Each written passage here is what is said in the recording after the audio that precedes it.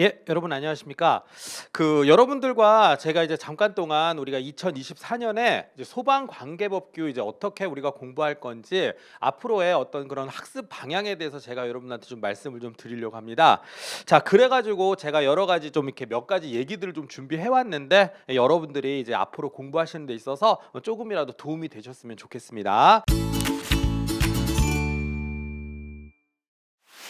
자, 일단은 뭐 저는 일단 이렇게 생각을 합니다. 지금 아마 요 이렇게 그 프로그램을 좀 보시는 분들 같은 경우에는 뭐 기존에 이제 여러 가지 뭐 자격증이라든가 아니면 검정제 시험 같은 것들을 이제 준비하시느라고 이제 5월, 6월이나 뭐 3월, 4월이나 굉장히 바쁘게 시간을 보내셨을 거예요. 아니면 그리고 이제 최종 합격자 발표가 나와서 좀 안타깝게도 점수가 부족하셔 가지고 다시 한번 더 도전을 해 보셔야 되시는 분들도 뭐 이것저것 알아보시면서 궁금하니까 한번 제 얘기를 이제 들으러 이렇게 이제 오신 분들도 있을 거라고 생각을 합니다. 자, 그런 분들한테 제가 이제 앞으로 여러분들이 이제 7월이라면은 좀 이렇게 공부하시기, 대비하시기 좀 시간이 넉넉하게 남은 시점은 아닌데 어떤 좀 도움이 될 수 있는 말씀을 드릴까 생각을 한 다음에 몇 가지 좀 제가 뭐 감히 조언을 좀 드리려고 이제 이 자리를 좀 마련을 해봤습니다. 자, 뭐 여러분들 아실 겁니다. 제가 뭐 지금 이렇게 요 강의를 보시는 분들은 이야기가 길어지거나 다 아는 내용을 구구절절 말씀드리면 바로 그냥 뭐 스킵을 하신다든가 끄고 나가실 것 같아요. 그래서 제가 여러분들한테 간단하게 이제 그 중요한 내용을 컴팩트하게 말씀을 좀 드리자면, 자, 기본적으로 여러분들 시험을 한번 보셨던 분들은 올해 뭐 어떻게 출제가 되셨는지 아실 겁니다. 아니면 그냥 처음 공부하시는 분들이기 때문에 나는 이거 한 번도 시험을 본 적이 없다라고 하시는 분들도 뭐 그런 분들을 위해서 제가 잠깐 간단하게 언급을 좀 해드릴게요.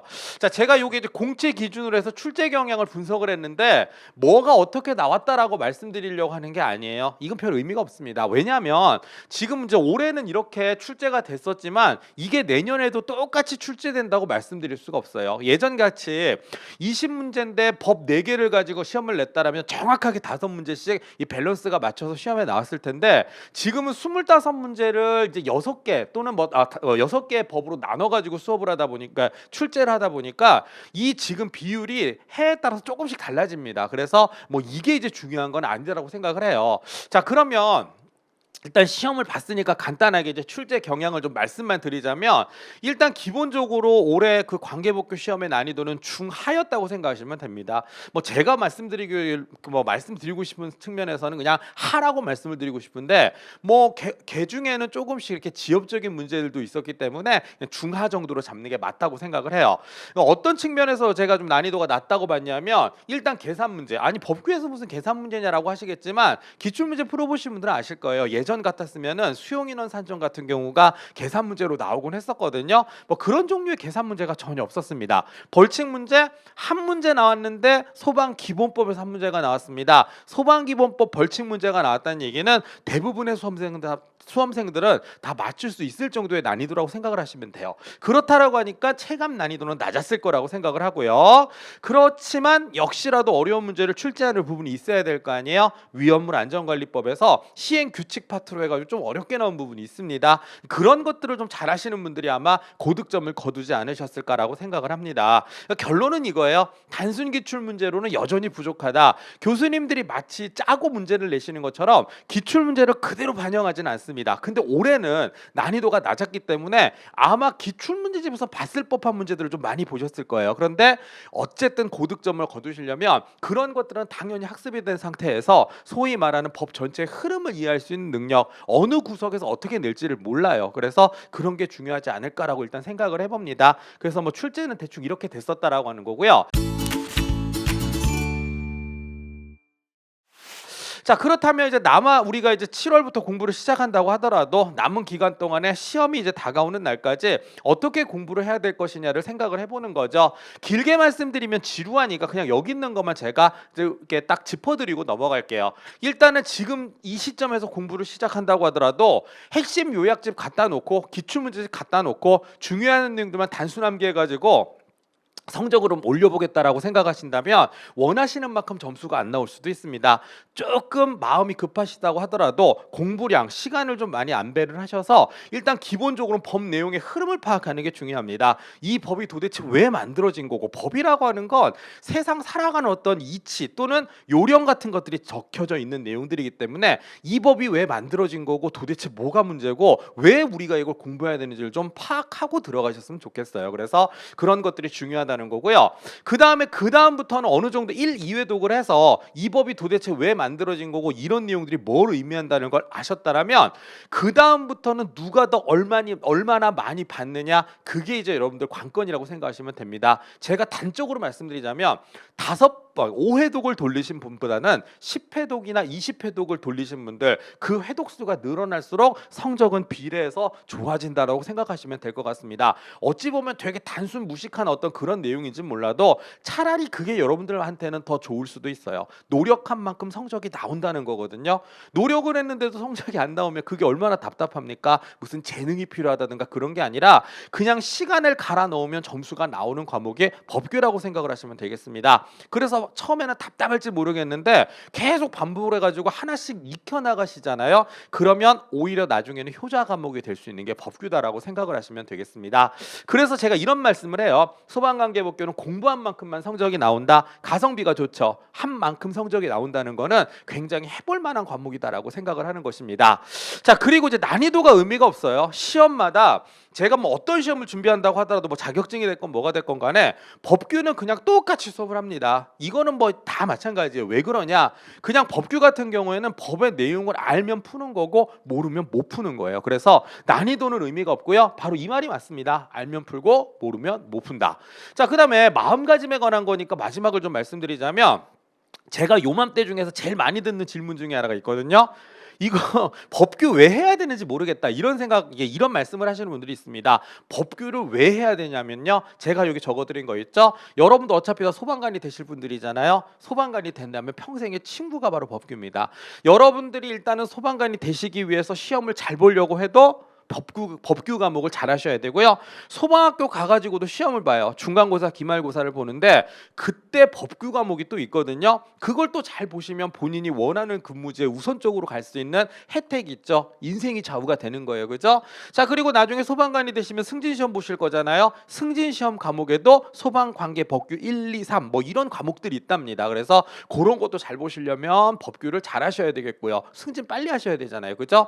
그리고 만약에 승진시험이 아니라 자격증을 따가지고 가점을 얻겠다 하신다고 하더라도 대부분의 소방 자격증은 법규 과목이 있습니다. 그래서 여러분들은요, 그리고 이제 실무 자체가 법규를 여러분들이 다뤄야 되는 소방관이세요. 불만 끈다고 생각하시고 구급 구조 업무만 하신다고 생각하시면 안 됩니다. 야, 나는 사람 구하는 구조대원인데 내가 법규를 왜 해야 돼? 그 왜 그러냐면 여러분들은 구조대원이지만 소방관이시니까요. 점검 업무도 하셔야 되고 소방관들은 굉장히 할 일이 많은데 그 모든 것들이 법규랑도 연관이 있다는 거죠. 제가 법규를 만약에 모르잖아요, 소방관으로서. 그럼 여러분들이 책임을 져야 될 때가 있다는 거죠. 그러니까 법규는 그냥 평생의 친구라고 생각하시고 왜 해야 되냐가 아니라 훌륭한 소방관이 되고 싶으시면 당연히 하는 거다. 그러므로 우리가 피할 수 없잖아요. 친해지는 게 가장 좋다라고 저는 생각을 합니다. 그래서 그런 것들 한번 생각해 보시면 좋겠고요. 자, 그다음에 2025년 대비 학습법, 제가 항상 2, 3, 4, 5번은요 다 똑같아요. 올해 제가 뭐 초반부 때 설명하던 내용도 뭐 2, 3, 4번은 똑같지만 1번 멘트가 바뀌었습니다. 뭘까요? 이제는 더 이상 물러날 시간이 없습니다. 7월 정도 시작하시면 7월, 8월, 9월, 10월 정도의 모든 기본서 내용을 머릿속에 넣을 수 있게끔, 아니 넣는다는 게 다 암기하시라는 게 아니라 그래도 어느 조문이든 간에 읽었을 때 내가 이게 무슨 말인지를 알 수 있을 정도는 학습이 되어 있으셔야 된다는 거죠. 그리고 나서 이제 찬바람이 불기 시작하면 기출문제도 푸셔야 되고 단원별 예상 문제도 푸셔야 되고 동형 모의고사 풀고, 야 정신없다 이제 날씨 좀 풀리려나 하는 순간에 시험이 오는 겁니다. 그래서 일단 지금은 더 이상 물러날 시간이 없는데 안타깝게도 7월부터는 날씨가 더워지고 휴가 기간이다, 가족 여행 기간이다, 막 이런 게 겹치잖아요. 다 미루셔야 돼요. 이제 말 그대로 정말로 이제는 더 이상 물러날 시간이 없는 겁니다. 그래서 일단 그런 어떤 관점에서 우리가 공부를 시작하셔야 된다는 거고, 이것 때문에 그래요. 단순 암기로 그냥 달달달 외워서 시험 보러 가실 거면 모르겠지만 그래도 어느 정도 우리가 법조문을 읽었을 때 이해가 돼야 된다. 이해 후에 암기를 하셔야 된다면 지금 여러분들 7월 8월 어떻게 보내시느냐가 굉장히 어떤 중요한 관건이 되지 않을까라는 생각이 듭니다. 그래서 여러분들 물러나는 그런 시간이 더 없으니까 열심히 하셨으면 좋겠어요. 올 여름 빡세게 보내시고 뭐 내년에는 소방학교 가서 보내시든지 아니면은 뭐 휴가를 좀 잘 보내시든지 하면 좋잖아요. 그죠? 그걸 좀 권해드리고 싶고요. 그 다음에 만약에 이해가 충분히 되셨다면 바로 이제 기출문제를 보시는데 여기서 제가 강조하고 싶은 건 이겁니다. 공개 기출문제입니다. 왜냐하면 옛날 그 연도를 달고 있는 문제들이 있을 거예요. 뭐 2010년, 2012년, 2014년 이런 것들이 있는데 2018년도 하반기 이전의 문제들은 전부 다 뭡니까?